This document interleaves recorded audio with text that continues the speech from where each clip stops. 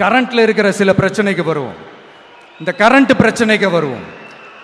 மாசம் மாசம் current bill கட்டுற மாதிரி மாத்துவோம்னு சொன்னீங்களே, செஞ்சீங்களா? நிறைய வீடுகளில் 100 யூனிட் தான் அந்த கரண்ட் செலவாகுது ஒரு மாசத்துக்கு. மாசம் மாசம் நீங்க அந்த பில்லு கொடுத்தீங்கன்னா அவங்களுக்கு அது ஃப்ரீ ஆயிடும். அவங்க அந்த காசு கட்ட தேவையே இல்லை. ஆனா 2 மாசத்துக்கு ஒரு வாட்டி அந்த பில்லு கொடுத்தீங்கன்னா, இப்ப சப்போஸ் அது 200 யூனிட்டுக்கு மேல போச்சுன்னா அது அவங்களுக்கு ஒரு மிகப்பெரிய சுமை தானே. இது எந்த கணக்கில் எடுத்துக்கிறது? ஒரு மாதிரி ஒரு மாடர்ன் கரப்ஷன் அப்படின்னு எடுத்துக்கலாமா? அடுத்து பஸ் வசதி. நிறைய கிராமங்கள்ல பஸ் வசதி இல்லைன்னு சொன்னா இந்த ஒட்டுமொத்த திமுக அரசும் கத்திக்கிட்டு வந்துருவாங்க. நாங்க பஸ் விடாத கிராமங்களே இல்லை அப்படின்னு சொல்லுவாங்க. அப்படி அது உண்மை அப்படின்னா முதல்வர் அவர்கள் கிட்ட நம்ம தங்கச்சி ஒருத்தவங்க ஒரு கேள்வி கேட்டாங்களே, எங்க ஊருக்கு ஒரு மினி பஸ் ஆவது விடுங்க சார் அப்படின்னு கேட்டாங்களே, அது எந்த கணக்கில் எடுத்துக்கிறது? நிறைய மலை கிராமங்கள்ல பஸ் வசதி இல்லை, நிறைய மலை கிராமங்கள்ல ஹாஸ்பிட்டல் வசதி இல்லை. இது ரெண்டுமே எவ்வளவு முக்கியமான ஒரு விஷயங்கள். பஸ் வசதியும் ஹாஸ்பிட்டல் வசதியும் இல்லாததுனால வீட்டிலேயே பிரசவம் பார்க்கிற அந்த ஆபத்து இருக்குதுன்னு எவ்வளவு நியூஸ் பார்க்கிறோம். இதெல்லாம் எந்த கணக்கில் சேர்த்துக்கிறது? அடுத்து இது எல்லா மீட்டிங்லயும் பேசுறதுதான், பெண்களுக்கு பாதுகாப்பு நம்பர் 1 இருக்குது தமிழ்நாட்டில் அப்படின்னு சொல்றாங்க.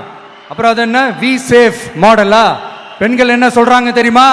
அது வி சேஃப் மாடல் இல்ல, வி ஆர் நாட் சேஃப் மாடல்னு சொல்றாங்க. இப்படி இருக்கிறப்போ தமிழ்நாட்டில் எங்க போனாலும் பெண்களுக்கு பாதுகாப்பு அப்படியே கொட்டி கிடக்குதான். இப்படி சொன்னா எப்படி சார்? கேட்கிறவங்க என்ன கேசரி சாப்பிடுறாங்க நினைச்சீங்களா?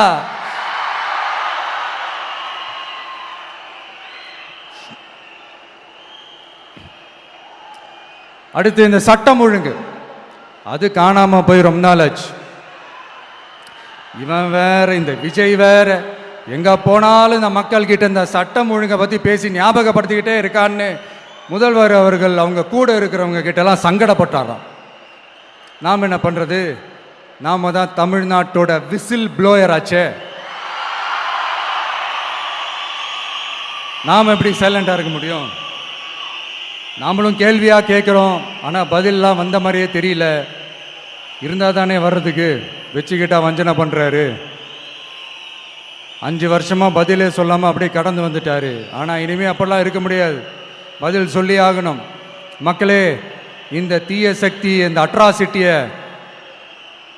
ஒரு எண்டு கார்டு போடணும் அப்படின்னா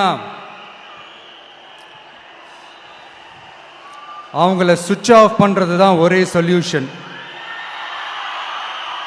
அதுக்கான ரிமோட் தான் வரப்போற எலெக்ஷன்.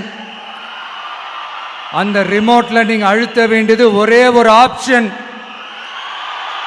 அதுதான் நம்ம விசில் சின்னத்தோட பட்டன். இத 4 விஷயத்தை நீங்க செஞ்சாலே போதும். ஒவ்வொரு இவிஎம் மெஷின்லயும் விசில் சின்னத்துக்கு நேரா இருக்கிற அந்த பட்டனை பச்சைக்கு பச்சைக்கு பச்சைக்குன்னு ஒரு அழுத்துங்க. எப்படி? அவ்வளவுதான்.